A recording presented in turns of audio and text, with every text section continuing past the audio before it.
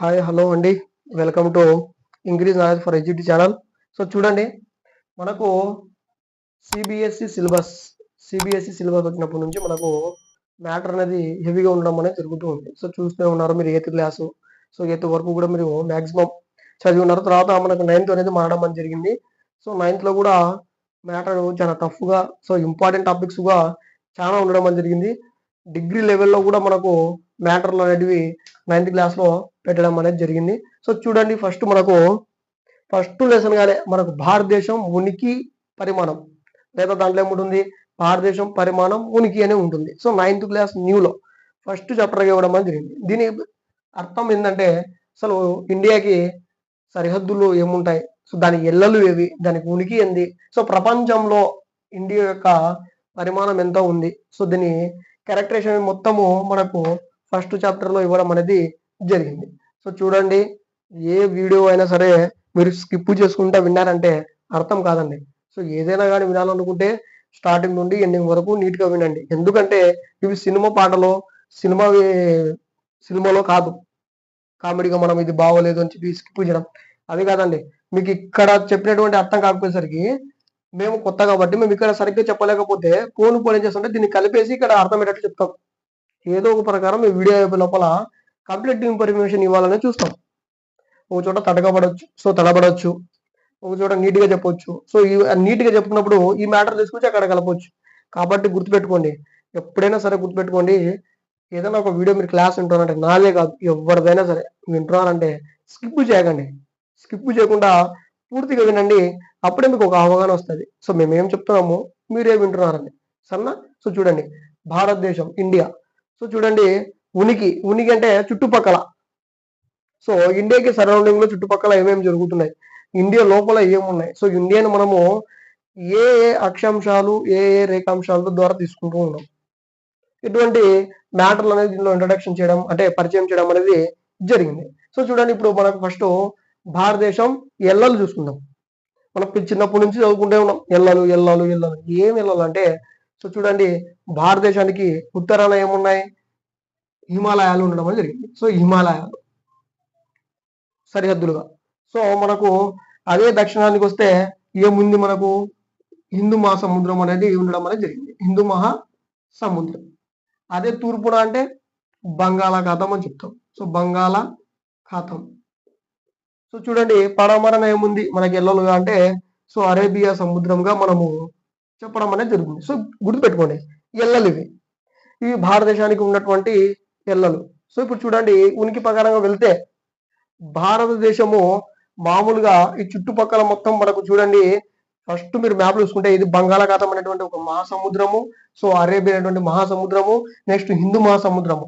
So 3 మహాసముద్రాల కలయికతో మధ్యలో మనకు ఇండియా ఉండడం జరిగింది. సో దీని నిర్వచనం ఏంటంటే, సో చూడండి, అదేవిధంగా దీవులు కూడా ఉండడం అనేది, సో సముద్రాల్లో ఉండడం జరిగింది. దీని నిర్వచనం ఏంటంటే, దీవులు కలిగినటువంటి ద్వీపకల్ప దేశం ఏదంటే మన భారతదేశం. గుర్తుపెట్టుకోండి, దీవులు కలిగినటువంటి ద్వీపకల్ప దేశం మన భారతదేశం. సో 10th క్లాస్ పరంగా పోతే దీవులు అంటే ఏంది, ద్వీపకల్పం అంటే ఏంది చూసుకోండి. దీవులు లేదా ద్వీపం అంటే ఏంటంటే, 4 వైపులా నీరు ఆవరించి, సో చుట్టుపక్కల మొత్తం సరౌండింగ్ మొత్తం, సో ఇదల్లా బంగాళాఖాతమే మనకు. సో ఇవి మొత్తం 4 వైపులా నీరు ఆవరించి మధ్య భాగంలో భూభాగం ఉంటే, సో మధ్యలో భూభాగం ఉండాలి, మొత్తము వాటర్ సర్క్యులేషన్ అయి ఉండాలి. సో ఇటువంటి ప్రాంతాన్ని మనం ఏమంటామంటే దీవులు లేదా ద్వీపం అని చెప్పడం జరుగుతుంది. సో అదే విధంగా మనకు 3 వైపులా మాత్రమే, సో 3 వైపులా మాత్రమే నీరు ఉండి ఒకవైపు మాత్రమే భూభాగం కలిగినటువంటి అటువంటి వాటిని ఏమంటామంటే ద్వీపకల్పం అని చెప్పడం అనేది జరుగుతుంది. సో మన భారతదేశం దీవులు కలిగినటువంటి ద్వీపకల్ప దేశం. అర్థమైందే, దీవులను కలిగి ఉంది, సో ఒక ద్వీపకల్ప దేశం. గుర్తుపెట్టుకోండి, భారతదేశం దీవులు కలిగినటువంటి ద్వీపకల్ప దేశం. సో చూడండి, ఇది భారతదేశం గురించి మనకు నిర్వచన ప్రకారం చూసుకుంటే. నెక్స్ట్ వచ్చేసి, ఈ భారతదేశం మనకు భూ సరిహద్దు చూసుకుంటే, సో చెప్పినాం కదా, సో మనకు భూ సరిహద్దు అంటే గుర్తుపెట్టుకోండి, మనకు కొన్ని దేశాలు బార్డర్ పంచుకోవడం అనేది, సో బార్డర్ అంటే సరిహద్దు, సో పంచుకోవడం అనేది మన ఇండియాతో జరుగుతూ ఉంటుంది. సో మనకు 7 కంట్రీస్, సో 7 దేశాలు అనేటివి భారతదేశంతో సరిహద్దులు పంచుకోవడం అనేది జరుగుతుంది. సో గుర్తుపెట్టుకోండి, 7 దేశాలు మనకు భారతదేశంతో సరిహద్దులు పంచుకోవడం జరుగుతుంది. సో ఈ సరిహద్దు మొత్తం పొడవు ఎంత అంటే సో 15,200 కిలోమీటర్లు. సో ఇది ఎక్కడ ఉంది అంటే 9th క్లాస్ లో ఉండడం జరిగింది. సో ఆ భూ సరిహద్దు కలిగినటువంటి దేశాలు ఏంటి అంటే చూడండి, పాకిస్తాన్, సో మనకు బార్డర్ లో ఉంది పాకిస్తాన్. నెక్స్ట్ కజకిస్తాన్ మనకు బార్డర్ లో ఉండడం జరిగింది. నెక్స్ట్ నేపాల్, సో నెక్స్ట్ వచ్చేసి టిబెట్, నెక్స్ట్ వచ్చేసి మనకు బంగ్లాదేశ్, సో నెక్స్ట్ వచ్చేసి మయన్మార్, సో నెక్స్ట్ వచ్చేసి శ్రీలంక. ఇవి మనకు భారతదేశానికి సరిహద్దు ప్రాంతాలుగా ఉండడం అనేది జరిగింది. సో వీటి మొత్తం భూ సరిహద్దు మొత్తం లెంత్ ఎంత అంటే ఎన్ని కిలోమీటర్లు అంటే 15,200 కిలోమీటర్లుగా చెప్పడం అనేది జరిగింది. సో ఇక్కడ 9th క్లాస్ లో చెప్పడం అనేది జరిగింది. మొత్తం ఎన్ని దేశాలు మనకు భూ సరిహద్దులుగా కలిగి ఉన్నాయంటే 7 దేశాలు అనేది మనకు సరిహద్దులుగా కలిగి ఉండడం అనేది జరిగింది. నెక్స్ట్ చూడండి, మహాసముద్రాల పరంగా చూసుకుంటే, సో చూడండి మహాసముద్రాలు బంగాళాఖాతం, హిందూ మహాసముద్రం, అరేబియా మహాసముద్రం. దీని ప్రకారం చూసుకుంటే తీరరేఖ పొడవు ఎంత ఉంది, సో తీర ప్రాంతం ఎంత ఉంది, మనకు భారతదేశానికి తీరరేఖ ప్రాంతం ఎంత ఉంది. తీరరేఖ ఎందుకంటాం, సముద్రాలు అటాచ్ అయినటువంటి ప్రాంతాలను చూసినావా, ఆ మొత్తాన్ని కలిపి మనము తీరరేఖ ప్రాంతాలని చెప్పడం అనేది జరుగుతుంది. సో తీర ప్రాంతాలు అంటే ఈ బార్డర్ లో మొదలు పెట్టుకొని బంగాళాఖాతం నుంచి ఈ బార్డర్ లో ఉన్నటువంటి హిందూ మహాసముద్రంలో నుంచి ఈ బార్డర్ వరకు, నెక్స్ట్ వచ్చేసి ఈ బార్డర్ లో ఉన్నటువంటి మహాసముద్రం అరేబియా మహాసముద్రం కలుపుకొని ఈ లక్షద్వీపుల వరకు మనకు మొత్తం ఎంత ఉంది తీరరేఖ పొడవు యాజ్ పర్ 9th క్లాస్ ప్రకారం చూసుకుంటే 7,516.6 కిలోమీటర్స్. సో 7,516.6 కిలోమీటర్స్ ఉండడం అనేది జరిగింది. ఇదేంది తీరరేఖ పొడవు. వేటితో కలుపుకొని మన ఇండియాను కలుపుకొని మన ఇండియా యొక్క, సో ఇక్కడ గుజరాత్ నుంచి ఇక్కడ కేరళ బార్డర్, సో ఇంతవరకు కలుపుకొని, అదేవిధంగా ఈ కేరళ తమిళనాడు నుంచి బంగాళాఖాతం బార్డర్ అనేది పశ్చిమ బెంగాల్ బార్డర్ వరకు, అదే విధంగా అండమాన్ నికోబార్ దీవులు, సో లక్షద్వీపులు, సో ఇవి లక్షద్వీపులు, సో ఇది వచ్చేసి అండమాన్, సో అండమాన్ అండ్ నికోబార్ దీవులు. సో అండమాన్ నికోబార్ దీవులు వరకు ఈ మొత్తం భూ సరిహద్దు తీరరేఖ ప్రాంతం మొత్తం కలిపి ఎన్ని కిలోమీటర్లు ఉంది అంటే 9th క్లాస్ ప్రకారం 7,516.6 కిలోమీటర్లు ఇవ్వడం అనేది జరిగింది. ఇప్పుడు ఇది మనకు భూ సరిహద్దు. సో నెక్స్ట్ వచ్చేసి తీరరేఖ పొడవు మన భారతదేశం సంబంధించి ఏ దాంట్లో ఉనికికి సంబంధించి. నెక్స్ట్ చూసుకుంటే మనకు దీంట్లో ఇంకొక పాయింట్ హైలైట్ చేయడం ఏం జరిగిందంటే, ఇప్పుడు భారతదేశము సో ఉత్తరం నుంచి దక్షిణం వరకు ఎంత లెంత్ ఉంది, సో ఉత్తరం నుంచి దక్షిణం వరకు ఏ పొడవు ఎంత పొడవులో ఎన్ని కిలోమీటర్ల విస్తీర్ణంలో ఉంది అని అడిగితే, సో గుర్తుపెట్టుకోండి 3,214 కిలోమీటర్ల పొడవు ఉండడం అనేది జరిగింది. సో ఉత్తరం నుండి దక్షిణం వరకు సో లెంత్ ఈ విధంగా తీసుకోవడం జరిగింది కన్యాకుమారి పాయింట్ వరకు. నెక్స్ట్ వచ్చేసి మనకు సో తూర్పు నుండి పడమర అనుకోని, సో పడమర నుంచి తూర్పుకు లెంత్ ఎంత ఉందంటే 2,933, సో 2,933 కిలోమీటర్లు ఉండడం అనేది జరిగింది. సో ఇవి వచ్చేసి ఏంటివంటే భారతదేశం యొక్క లెంత్, సో ఉత్తరం నుండి దక్షిణంకు, అదేవిధంగా పడమర నుంచి తూర్పు లేదా తూర్పు నుంచి పడమరకు ఎంతవరకు, సో కన్యాకుమారి పాయింట్ వరకు. సో మనకు ఇక్కడ లాస్ట్ పాయింట్ కన్యాకుమారి అని ఉంది కదా.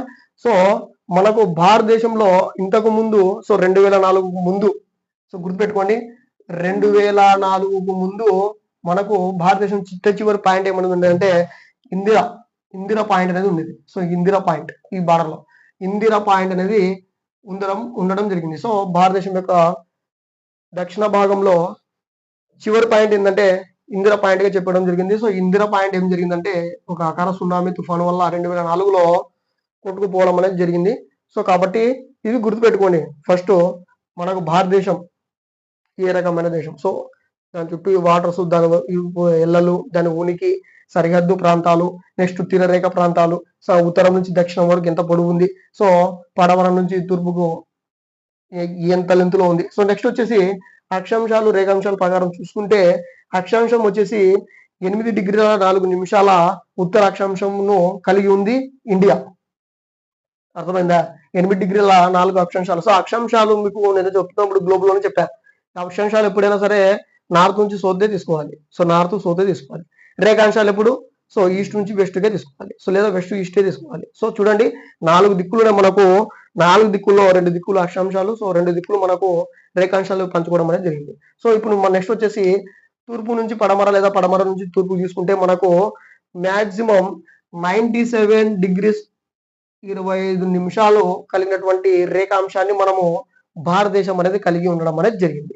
సో ఇక్కడ నుంచి మనకు పడమర నుంచి తూర్పుకు లేదా తూర్పు నుంచి పడమరకు మాక్సిమం రేఖాంశం ఎంత వరకు ఆక్రమించి ఉందంటే 97 డిగ్రీల 25 నిమిషాల వరకు ఆక్రమించడం అనేది జరిగింది.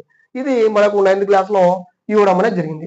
ఇప్పుడు మనకు ఈ రేఖాంశం పట్టుకొని సో ఈ రేఖాంశంను పెట్టుకొని మన కాలమానం అనేది సెట్ చేయడం అనేది జరిగింది. సో కాలమానం మీకు తెలుసు కాలమానం. సో ఇండియన్ స్టాండర్డ్ టైం అనేది 10th క్లాస్ లో ఉంటుంది.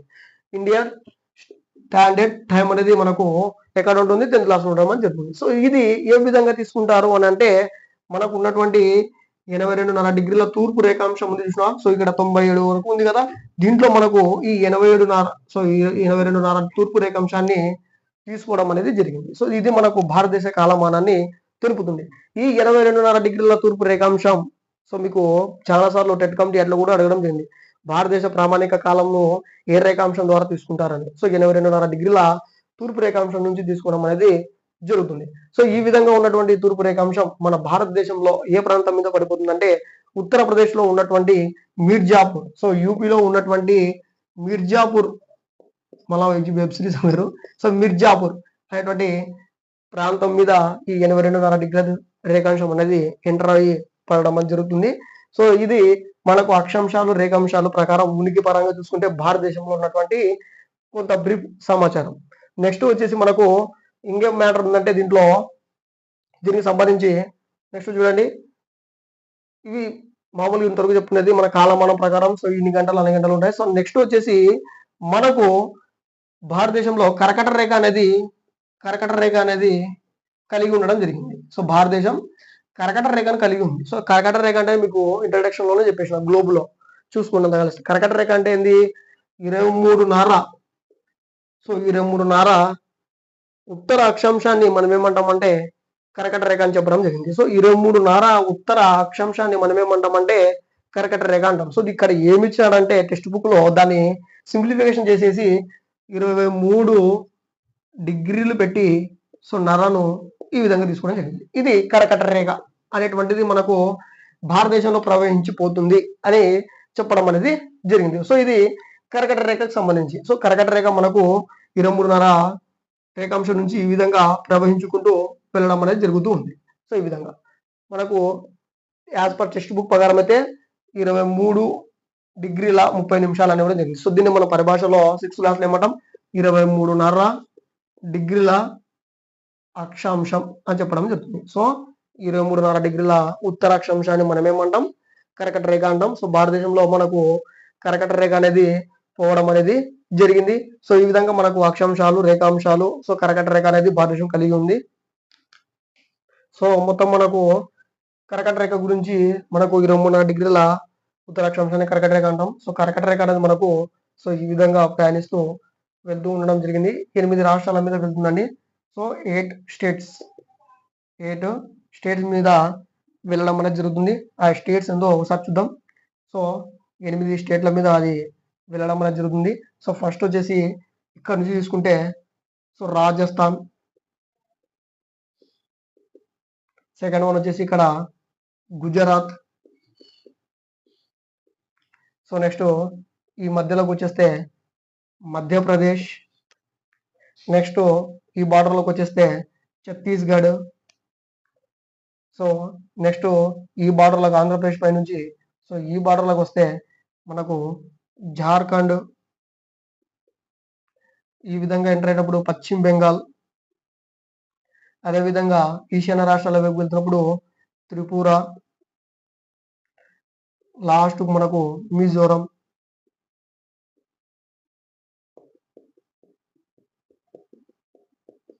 ఈ విధంగా మనకు 8 స్టేట్ల మీద మనకు కర్కట రేఖ అనేది వెళ్ళడం అనేది జరుగుతుంది. సో కర్కట రేఖ అంటే మీకు చెప్పడం చేసిన సో టెక్స్ట్ బుక్ ప్రకారం అయితే 23 డిగ్రీల 30 నిమిషాలు ఇదే మనకు కర్కట రేఖ.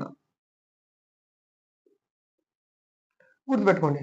ఈ విధంగా మనకు 8 రాష్ట్రాల మీద కర్కట రేఖ అనేది ప్రవహించడం సో వెళ్ళడం అనేది జరుగుతుంది. సో మీకు రేపు పొద్దున అడగొచ్చు కింది వాటిలో ఏ రాష్ట్రంలో మనకు కర్కట రేఖ అనేది వెళ్ళడం లేదు అని ఇటువంటి క్వశ్చన్స్ అని రావడం జరుగుతుంది. సో ఈ 8 మీరు నేర్చుకోండి. సో నెక్స్ట్ వచ్చేసి మనకు ఈ విధంగా ఉంది కదా. సో ఈ విధంగా మనకి ఎల్లలు సో భారతదేశం యొక్క ఉనికి సో దాని చుట్టుపక్కల ఉన్నటువంటి మహాసముద్రాలు సో ఇంకా నెక్స్ట్ వచ్చేసి మహాసముద్రాలు సో దీని చుట్టూ ఉన్నటువంటి మహాసముద్రాల్లో ఒక పాయింట్ అనేది హైలైట్ చేయడం జరిగింది.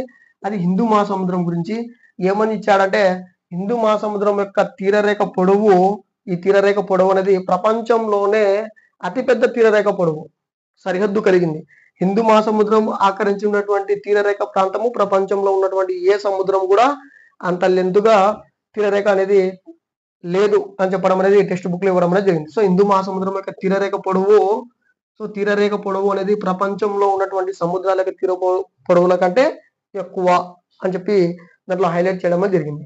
సో నెక్స్ట్ వచ్చేసి ఈ సరిహద్దుల్లో మనం చూసుకుంటే ఇంకొక పాయింట్ చూసుకుంటే ఈ దిక్కుల ప్రకారంగా మనకు ఉనికిలో ఏమి ఇవ్వడం జరిగిందంటే ముడత పర్వతాలు అనేటివి భారతదేశం కలిగి ఉంది. సో మృత పర్వతాలు అంటే మీకు తెలుసు ఒక కింద ఉన్నటువంటి భూమి కింద ఉన్నటువంటి పలకలు ఒక దాంతో ఒకటి తగలడం వల్ల మనకు కొన్ని రకాల పర్వతాలు అనేటివి ఏర్పడడం అనేది జరిగింది. సో హిమాలయ పర్వతాలు అందులో ఒకటి మృత పర్వతాలు.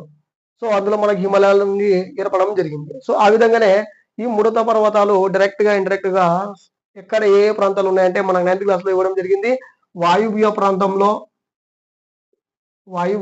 ప్రాంతంలో నెక్స్ట్ వచ్చేసి ఉత్తర ప్రాంతంలో అదే విధంగా ఈశాన్య ప్రాంతంలో ఏముంటాయి మృత పర్వతాలు అనేవి ఉండడం అనేది ఇవ్వడం జరిగింది. సో మృత పర్వతాలు ఉండడం అనేది జరిగింది. సో మీకు ఎందుకు మ్యాప్ వేసి మొత్తం ఇక్కడనే మ్యాటర్ చెప్తున్నా అంటే మీకు మ్యాప్ చూస్తే గుర్తుండాలని చెప్పేసి చూడడానికి అంత గ్లెబ్జింగ్ ఉంటుంది. అందుకనే 2 సార్లు వినండి, ఒకసారి మ్యాటర్ రాసుకోండి, నెక్స్ట్ సారి బొమ్మ వేసుకుని బొమ్మ చుట్టూ రాసుకోండి. మీకు కూడా ఒకసారి చూసేస్తే మొత్తం మీ కళ్ళ ముందుకి వచ్చేస్తుంది. మళ్ళీ చెప్తానండి నేను నిదానంగా మళ్ళీ ఇంకోసారి ఎక్స్ప్లెయిన్ చేస్తాను, మొత్తం చేస్తాను. తర్వాత వచ్చేసి ఈ మృత పర్వతాలు అనేవి మనకు సరిహద్దులలో వాయువ్య ప్రాంతంలో ఉండడం జరిగింది, ఉత్తర ప్రాంతంలో ఉండడం జరిగింది, అదేవిధంగా ఈశాన్య ప్రాంతంలో ఉండడం జరిగింది. ఇప్పుడు మనం మొత్తం భారతదేశంలో బయట ఉన్నటువంటి మొత్తం ప్రాంతం గురించి తెలుసుకున్నాం. సో ఇందిరా ప్రయాణ గురించి తెలుసుకున్నాం. ఇంకొక పాయింట్ ఏమి ఇచ్చాడంటే శ్రీలంక గురించి ఇవ్వడం జరిగింది. సో శ్రీలంకను ఇండియాను మనకు వేరు చేస్తున్నటువంటి మన్నార్ సింధు శాఖ గురించి ఇవ్వడం జరిగింది. సో ఈ సింధు శాఖ అనేది మనకు ఇండియాని సో నెక్స్ట్ శ్రీలంకని విడగొట్టడం జరుగుతుంది. సో ఓల్డ్ టెక్స్ట్ బుక్ లో ఏముంటుందంటే పాక్ జలసంధి అనేది మనకు శ్రీలంక ఇండియాను వేరు చేయడం అనేది జరుగుతూ ఉంది. సో ఈ విధంగా మనకు లక్షద్వీపులు, అండమాన్ నికోబార్ దీవులు, సో ఇంకో రకంగా చెప్పాలంటే ఈ బార్డర్లలోనే మాల్దీవులు సో ఈ విధంగా హైలైట్ అవ్వడం. సో ఈ మధ్య హైలైట్ అయింది కదా మాల్దీవులు. సో కరెంట్ అఫైర్స్ రావడం చాలా ఎక్కువగా జరగడం జరిగింది మాల్దీవుల గురించి. సో మాల్దీవులు, లక్షద్వీపులు, అండమాన్ నికోబార్ దీవులు సో ఇవల్ల మనకు సరిహద్దుగా ఉన్నటువంటి దీవుల గురించి మనకు ఇవ్వడం అనేది జరిగింది. ఇప్పుడు మనం మొత్తము బయట ప్రాంతం గురించి నేర్చుకున్నాం, తర్వాత లెంత్ నేర్చుకున్నాం, సో అక్షాంశాలు, రేఖాంశాలు, ప్రామాణిక రేఖాంశం గురించి నేర్చుకున్నాం. ఇప్పుడు లోపలికి వెళ్తే మనకు భారతదేశంలో రాష్ట్రాలు ఉండడం జరిగింది. సో మన భారతదేశంలో మొత్తము ప్రజెంట్ 28 స్టేట్స్ ఉన్నాయి, 28 రాష్ట్రాలు ఉండడం జరిగింది. ఆ రాష్ట్రాలకు రాజధానులు కూడా ఉండడం జరిగింది. సో ఈ లిస్ట్ మనం టెలిగ్రామ్ లో పెట్టుకున్నాం. So Gujarat, so Madhya Pradesh, so ఇవల్ల మనకు రాష్ట్రాలు ఉన్నాయి. సో తమిళనాడు, కేరళ, మహారాష్ట్ర, ఆంధ్రప్రదేశ్, సో ఇక్కడ వచ్చి పశ్చిమ బెంగాల్, మిజోరం, త్రిపుర, సో అరుణాచల్ ప్రదేశ్, సో ఈ విధంగా మనకు ఈశాన్య రాష్ట్రాలు, సో నెక్స్ట్ వచ్చేసి పశ్చిమ దేశ రాష్ట్రాలు, సో మనకు దక్షిణ రాష్ట్రాలు, నార్త్, సో ఉత్తర రాష్ట్రాలు అనేవి ఉండడం అనేది జరిగింది. సో ఇవల్ల ఆ రాష్ట్రాలు వాటికి సంబంధించినటువంటి రాజధానులు, అదేవిధంగా కేంద్ర పాలిత ప్రాంతాలు ఉన్నాయి. So Delhi, so Puducherry, so ఇక్కడ వచ్చేసి అండమాన్ నికోబార్ దీవులు, సో ఇటువంటివి కేంద్ర పాలిత ప్రాంతాలు కూడా ఉండడం జరిగింది. సో దాన్ని మేము జీకే కిందకి తీసుకొని అక్కడ చెప్పిద్దాం. సో అవి మ్యాటర్ అక్కడ ఇచ్చేస్తాం. సో ఇవి మాత్రము ఎందుకంటే టెక్స్ట్ బుక్ లో ఉన్నాయి. సో రాష్ట్రాలు, రాజధానులు ఉండడం జరిగింది. సో అది సపరేట్ గా తీసి జీకే కిందకి ఇవ్వడం అనేది జరుగుతుంది. సో ఇవి మనకు లోపల ఉన్నటువంటి ఇన్ఫర్మేషన్ ప్రకారం మనకు రాష్ట్రాలు రాజధానులు ఉండడం అనేది జరిగింది. ఇప్పుడు చూడండి, మనం ఇంతవరకు ఏం చెప్పుకున్నాం? సో ఈ వల్ల ఏందో చూస్తే విచిత్రంగా ఉన్నాయి కదా. ఇంతవరకు మనం ఏం చెప్పుకున్నాం అంటే భారతదేశం యొక్క ఉనికి గురించి లేదా ఎల్లల గురించి చెప్పుకోవడం జరిగింది. అంటే చుట్టుపక్కల భారతదేశానికి ఏముంది, ఏ ఏ సరిహద్దు ప్రాంతాలు ఉన్నాయి, తీరరేఖ ప్రాంతాలు ఏమున్నాయి, సో ఏ అక్షాంశాల మధ్య ఉంది, ఏ రేఖాంశాల మధ్య ఉంది, సో మొత్తం దీని లెంత్, సో నార్త్ నుంచి సౌత్కి ఎంత ఉంది, సో ఈస్ట్ నుంచి వెస్ట్కి ఎంత ఉంది అనేది మనం డిస్కస్ చేయడం అనేది జరిగింది. సో చూడండి, మొత్తం మీకు బ్రీఫ్ గా చెప్పడం అనేది చెప్పింది. సో మొత్తం చూడండి, మన 9th క్లాస్ లో మ్యాటర్ ఇదే ఉంటుంది. మీరు చదివితే ఎక్కడంటే ఆ విధంగా ఉంటుంది. సో రాష్ట్రాల గురించి చెప్పాం కదా. మన భారతదేశంలో 1947 కి ముందు 2 రకాల రాష్ట్రాలు ఉండేవి. ఒకటి బ్రిటిష్ పాలన చేసేటువంటివి ప్రావిన్సులుగా ఉండేవి. సో ప్రావిన్సులు అంటే ఏమిటంటే బ్రిటిష్ పరిపాలించేటువంటి రాష్ట్రాలు. సో బ్రిటిష్ పాలించేటువంటి రాష్ట్రాలను మనము ఏమని చెప్పేవాళ్ళము, ప్రావిన్సులు అని చెప్పేటి వాళ్ళము. సో మన వాళ్ళు పాలించేటువంటి రాష్ట్రాలు మనం ఏమంటాము, స్వదేశీ సంస్థానాలు అని చెప్పడం అనేది జరిగింది. సో ఈ విధంగా 2 టైప్స్ రాష్ట్రాలు అంటే మన ఇండియాలో ఉండేటివి. ఎప్పుడు 1947 కి ముందు, గుర్తుపెట్టుకోండి, 1947 కి ముందు మనకు ఈ విధంగా 2 రకాల రాష్ట్రాలు అనేవి ఉండేవి. ఒకటి వచ్చేసి స్వదేశీ సంస్థానాలు, రెండో వచ్చేసి ప్రావిన్సులు అంటే బ్రిటిష్ వాళ్ళు ఆక్రమణ చేసుకుని చేస్తున్నటువంటి రాష్ట్రాలు.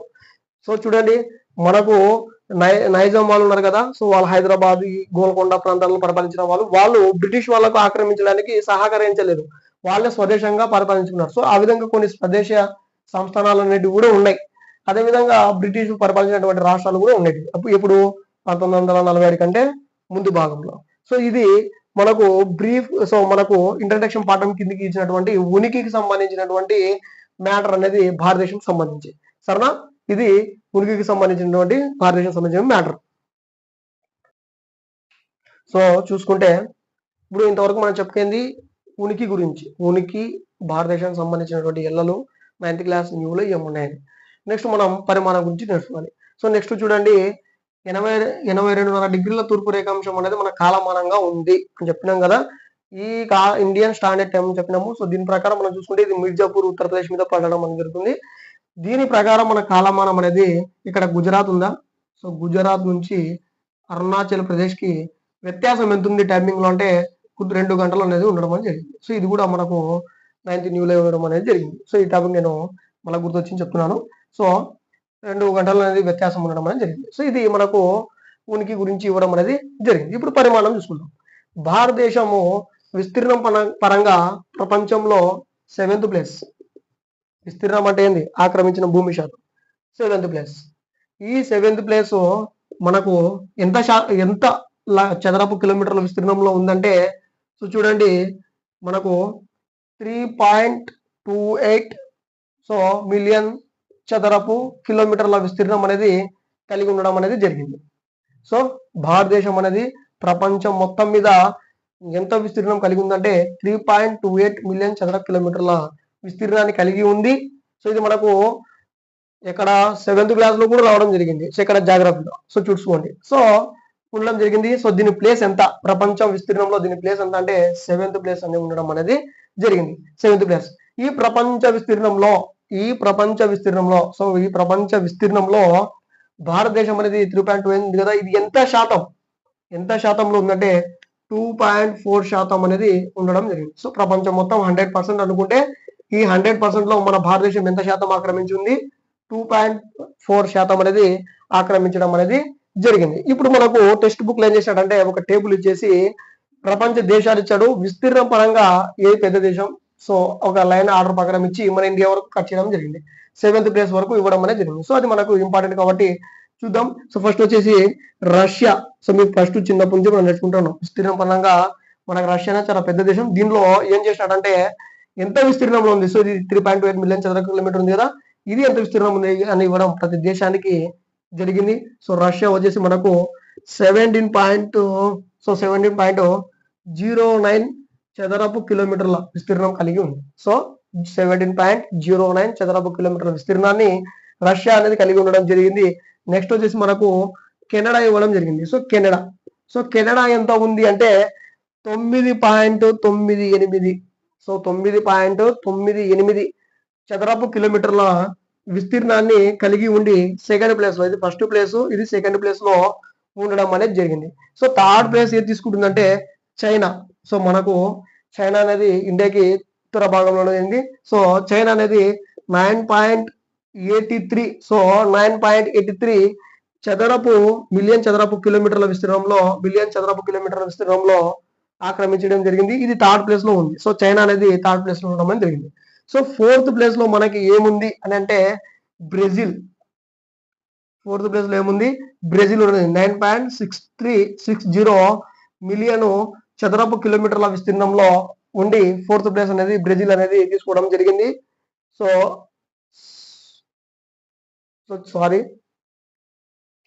సారీ అండి. సో మనము ఇక్కడ కొంచెం ఒక దేశాన్ని విడిచిపెట్టడం జరిగింది. సో చూడండి, మళ్ళీ చెప్తాను చూడండి. కొత్త టెక్స్ట్ బుక్ కదా, మనకు కూడా కొంచెం కొత్తగానే ఉంటుంది. సో చూడండి, రష్యా. సో ప్రపంచ విస్తీర్ణంలో మొట్టమొదటి దేశము రష్యా. ఇది 17.09 మిలియన్ చదరపు కిలోమీటర్ విస్తీర్ణాన్ని కలిగి ఉండి ఫస్ట్ ప్లేస్ లో ఉండడం అనేది జరిగింది. సెకండ్ ప్లేస్ లో ఏముందంటే కెనడా ఉండడం జరిగింది. సో కెనడా అనేది మనకు 9.8 మిలియన్ చదరపు కిలోమీటర్ విస్తీర్ణంలో ఉండి సెకండ్ స్థానంలో ఉండడం అనేది జరిగింది. సో థర్డ్ వచ్చేసి మనకు యుఎస్ఏ అంటే అమెరికా. సో అమెరికా మనకు 9.83 మిలియన్ కిలోమీటర్ల విస్తీర్ణంతో థర్డ్ ప్లేస్ లో ఉండడం అనేది జరిగింది. సో నెక్స్ట్ వచ్చేసి మనకు ఫోర్త్ ప్లేస్ వచ్చేసి చైనా. వచ్చేసి మనకు 9.60 మిలియన్ చదరపు కిలోమీటర్ విస్తీర్ణం కలిగి ఉండి ఫోర్త్ ప్లేస్ లో ఉండడం అనేది జరిగింది. సో నెక్స్ట్ వచ్చేసి మనకు ఫిఫ్త్ ప్లేస్ లో బ్రెజిల్. సో బ్రెజిల్ 8.51 మిలియన్ చదరపు కిలోమీటర్ల విస్తీర్ణంలో కలిగి ఉండి ఫిఫ్త్ ప్లేస్ లో ఉండడం అనేది జరిగింది. సో నెక్స్ట్ వచ్చేసి సిక్స్త్ వన్ వచ్చేసి ఆస్ట్రేలియా. సో ఆస్ట్రేలియా మనకు 7.69 మిలియన్ చదరపు కిలోమీటర్ల విస్తీర్ణంని కలిగి ఉండి సిక్స్త్ ప్లేస్ లో ఉండడం అనేది జరిగింది. సో ఫైనల్ గా మనకు India. So India seventh place లో ఉండడం జరిగింది. 3.28 మిలియన్ చదరపు కిలోమీటర్ల విస్తీర్ణం కలిగి ఉండి మనకు సెవెంత్ ప్లేస్ లో ఉండడం అనేది జరిగింది. సో గుర్తుపెట్టుకోండి ఫస్ట్ మనకు ఇక్కడ రష్యా. సో రష్యా విస్తీర్ణం పరంగా మొట్టమొదటి దేశం. సో విస్తీర్ణం పరంగా మొట్టమొదటి దేశం ఏదంటే రష్యా. సో 7వ స్థానం ఎవరు కలిగి ఉన్నారంటే ఇండియా. సో గుర్తుపెట్టుకోండి, మీకు ఏ విధంగానే అడగొచ్చు, ఆరోహణ క్రమంలోనే అడగొచ్చు, లేదా అవరోహణ క్రమంలోనే అడగొచ్చు, లేకపోతే 4వ దేశం ఏది, విస్తీర్ణ పరంగా 4వ దేశం ఏది. సో నెక్స్ట్ వచ్చేసి విస్తీర్ణ పరంగా 2వ దేశం ఏది. సో ఈ విధంగా మనకు అడగడం జరుగుతుంది. సో నెక్స్ట్ చూడండి, 6వ దేశంగా మనకు ఆస్ట్రేలియా ఉండడం జరిగింది. సో దాని విస్తీర్ణం వచ్చేసి 7.69 మిలియన్ చదరపు కిలోమీటర్లు. సెవెంత్ ప్లేస్ లో మనకు ఇండియా ఉండడం జరిగింది. సో 3.28 మిలియన్ చదరపు కిలోమీటర్లు. ఇది మొత్తము మనకు 2.4% శాతాన్ని కలిగి ఉండడం అనేది జరిగింది. సో ఇది మనకు 7th క్లాస్ లో కూడా జాగ్రఫీలో టచ్ అవ్వడం జరుగుతుంది. సో 9th క్లాస్ లో కూడా దానికి రిలేటివ్ గా ఇవ్వడం జరిగింది. సో చూడండి, మనకు ఇండియాకి పరిమాణానికి సంబంధించి ఇది ఉండడం జరిగింది. సో నెక్స్ట్ దీని తర్వాత మనకు టెక్స్ట్ బుక్ లో ఇచ్చినట్టే హిందూ మహాసముద్రం గురించి ఇవ్వడం జరిగింది. హిందూ మహాసముద్రం తీరరేఖ పొడవు అనేది ప్రపంచ మహాసముద్రాల యొక్క తీరరేఖ పొడవు కంటే చాలా పెద్దదని ఇవ్వడం జరిగింది. ఇంకా అడిషనల్ మ్యాటర్ వచ్చేసి ఏమి ఇచ్చాడంటే 1869 తీసుకోవడం జరిగింది. సో 1869లో ఏం జరిగిందంటే ఒక సుయోజ్ కాలువను మనకు తవ్వడం అనేది జరిగింది. సో ఎక్కడి నుంచి ఎక్కడికంటే మనకి ఇక్కడ ఉన్నటువంటి యూరోప్ నుంచి ఇండియాకు తవ్వడం జరిగింది. ఇదేంటంటే ఒక మార్గం, ఇండియాకి రావడానికి ఒక మార్గాన్ని తవ్వడం జరిగింది ఈ కాలువ ద్వారా. ఈ తవ్వడం వల్ల వీటికి మనకు ఎంత డిస్టెన్స్ అనేది సేవ్ అయిందంటే 7000 కిలోమీటర్స్ అనేటివి సేవ్ అవ్వడం అనేది జరిగింది. సో 7000 కిలోమీటర్లు అనేది మనకు సేవ్ కావడం అనేది జరిగింది. సో ఇది మనకు అడిషనల్ గా ఇవ్వడం అనేది జరిగింది. సో ఇది మొత్తం మనకు ఎక్కడ ఉందంటే 9th న్యూ. సో గుర్తుపెట్టుకోండి, 9th న్యూ టాపిక్ లో ఉండడం అనేది జరిగింది. సో మీకు ఉనికి, సో సరిహద్దులు ఏమున్నాయి, సరిహద్దు ప్రాంతము ఎంత విస్తీర్ణం కలిగి ఉంది, నెక్స్ట్ తీరరేఖ పొడి ప్రాంతం ఎంత ఉంది, సరిహద్దు దేశాలు ఏవేమి ఉన్నాయి, ఎన్ని ఉన్నాయి, సో అక్షాంశాలు ఏ డిగ్రీస్ లో ఉన్నాయి, రేఖాంశాలు ఏ డిగ్రీస్ లో ఉన్నాయి, భారతదేశ ప్రామాణిక కాలం ఎంత, సో రాష్ట్రాలు ఎన్ని రకాలు, సో 1947కు ముందు. నెక్స్ట్ వచ్చేసి ఇది శ్రీలంకను వేరు చేస్తున్నటువంటి ఆ శాఖ అని ఏమంటారంటే మన్నర్ సింధు శాఖ అని. సో జల సంధిలను అయితే పాక్ జల సంధి అని చెప్పడం జరిగింది. నెక్స్ట్ వచ్చేసి హిందూ మహాసముద్రం, బంగాళాఖాతం. సో దీని యొక్క సరిహద్దుల గురించి కూడా చెప్పడం జరిగింది. కర్కట రేఖ గురించి చెప్పడం జరిగింది.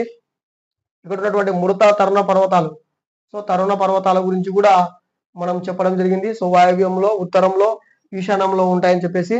నెక్స్ట్ వచ్చేసి మనకు ఇంకేమైనా మ్యాటర్ మిగిలిందంటే ఇండియా గురించి. సో మనకు అడిషనల్ గా కూడా 2004 జరిగినటువంటి ఇంద్ర పాయింట్ యొక్క సునామీ యొక్క మ్యాటర్ కూడా చెప్పడం జరిగింది. సో నెక్స్ట్ వచ్చేసి మనకు అడిషనల్ గా ఉన్నటువంటి 1869 సూయజ్ కాల్వ. సో దీన్ని తవ్వడం ద్వారా యూరోప్ నుండి ఇండియాకి 7,000 కిలోమీటర్ సేవ్ కావడం అనేది జరిగింది. ఇంకా నెక్స్ట్ మనకు మిగిలింది స్కూల్ భవన్ మ్యాటర్. సో ఈ స్కూల్ భవన్ మ్యాటర్ ని ఇస్రో వాళ్ళు, సో ఎన్సీఆర్టీ వాళ్ళు ఏం చేశారంటే స్కూల్ భవన్ మ్యాటర్ ని అంటే ఏంటంటే వీళ్ళు సో ఇస్రో వాళ్ళు ఏం చేశారంటే దీన్ని స్కూల్ భవన్ మ్యాటర్ గురించి ఏం చేశారంటే గుర్తుపెట్టుకోండి. ఈ భౌగోళిక శాస్త్రం సంబంధించినటువంటి పటాలు కానీ, సో ఖనిజ వనరులు కానీ, సరిహద్దులు కానీ, వీటి గురించి మొత్తము పటాల రూపంలో మనము వాళ్ళకు చూపించాలని చెప్పేసి ఈ ప్రోగ్రామ్ అనేది తీసుకురావడం జరిగింది. ఇది మాధ్యమిక స్థాయి వాళ్ళకు చెప్పాలి అని చెప్పేసి ఇది ఒక అడిషనల్ మ్యాటర్ అనేది దాంట్లో ఏర్పాటు చేయడం జరిగింది. సో ఇది మనకు మొత్తం భారతదేశం ఉనికి పరిమాణంకి సంబంధించినటువంటి ఒక మ్యాటర్ ఏ దాంట్లో ఇవ్వడం జరిగిందంటే ఇంట్రడక్షన్ మ్యాటర్ రూపంలో మనకు 9th క్లాస్ న్యూలో ఇవ్వడం జరిగింది. సో మీరు ఒకసారి చూస్తే అర్థం కాదు, స్కిప్ చేస్తే అస్సలు అర్థం కాదు. స్కిప్ చేస్తే అస్సలు అర్థం కాదు. ఒకసారి మీరు వినండి, మ్యాటర్ రాసుకోండి, తర్వాత బ్రీఫ్ గా బొమ్మ గీయండి. మేము చెప్పినటువంటి మ్యాటర్ మొత్తము ఏ విధంగా అయితే గీసుకున్నామో ఆ విధంగా గీసుకోండి, మీకు ఖచ్చితంగా గుర్తుంటుంది. సో మీకు మ్యాటర్ రూపంలో రాకపోతే ఫిగర్ల రూపంలో నేర్చుకోండి. సో సైన్స్ కానీ సోషల్ కానీ మ్యాక్సిమం మీరు పటాల రూపంలో, సోషల్ అయితే, సో నెక్స్ట్ వచ్చేసి సైన్స్ అయితే ఫిగర్స్ వేసుకొని వాటి రూపంలో నేర్చుకోండి, చాలా ఈజీగా అర్థమవుతుంది. ఇది 9th న్యూలో ఫస్ట్ టాపిక్ గా ఇవ్వడం అనేది జరిగింది. సో ఏంది భారతదేశం ఉనికి పరిమాణం. సో వీళ్ళకి మనము ఫస్ట్ చాప్టర్ అని చెప్పుకోవడం జరిగింది. సో మీరు ఒకసారి మళ్ళీ టెక్స్ట్ బుక్ చదువుకోండి, అక్కడక్కడ ఉంటాయి మ్యాటర్ల వల్ల మనం అంతా ఒకటే చోట తీసుకుని చెప్పడం అనేది జరిగింది. కాబట్టి మీకు ఈ ఇన్ఫర్మేషన్ అనేది వర్తిగా అనిపిస్తే లైక్ చేయండి అండ్ షేర్ చేయండి అండ్ కామెంట్ చేయండి. అదే పాటు సబ్స్క్రైబ్ చేసుకోండి. సో మీ ఫ్రెండ్స్ ఎవరున్నా కూడా తీసుకురండి. సో మేము ఇప్పుడు నిదానంగా నేర్చుకుంటున్నాం. సో ఆన్లైన్ కాబట్టి మేము రాను డెవలప్మెంట్ జరుగుతుంది.